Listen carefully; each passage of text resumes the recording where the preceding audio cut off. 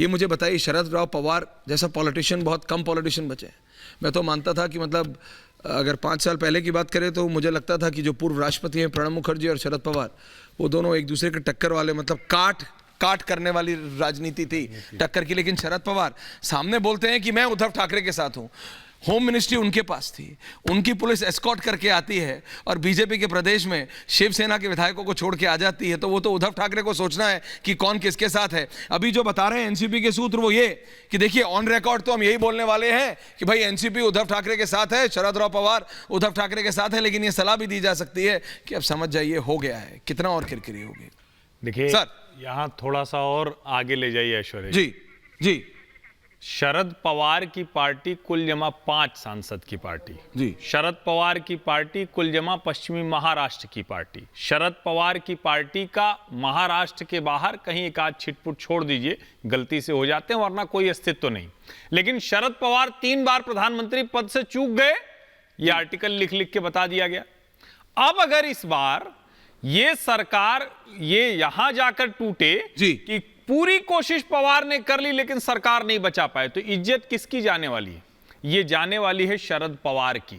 और इस बार पवार इसीलिए चाहेंगे कि उद्धव ठाकरे इस्तीफा देकर इज्जत बचा लें, भले उद्धव ठाकरे की इज्जत चली जाए। और सबसे पहले अगर शिवसेना को किसी ने तोड़ा था, बर्बाद, I have a counter view to it. मैं आपकी बात से बिल्कुल, और आप जो कह रहे हैं वो ठीक बात है कि होम मिनिस्टर एनसीपी का था, इंटेलिजेंस फेल्योर है, सब कुछ इसमें शामिल है। मैं तो लाजवाब बात कर रहा हूं सर। ये जो सरकार जा रही है, एकनाथ शिंदे का विनय सिंह एक ही पॉइंट है, वो ये कह रहे हैं हर्षवर्धन जी कि मैं इसलिए जा रहा हूं क्योंकि रिवर्स आइडियोलॉजी, बिल्कुल विपरीत सोच के लोग एक साथ हैं, ये हमारी सोच के खिलाफ है। आप वो विजुअल जरा चलाते रहिए प्लीज गरिमा, विनय सिंह और वो विजुअल्स। फिर मैं आ रहा हूं संजीव उनियाल भाई। शरद पवार कह रहे हैं कि मैं मतलब उद्धव के साथ हूं, लेकिन एकनाथ शिंदे कह रहे हैं कि उद्धव जी मैंने तो आपका साथ शरद पवार की वजह से छोड़ा है।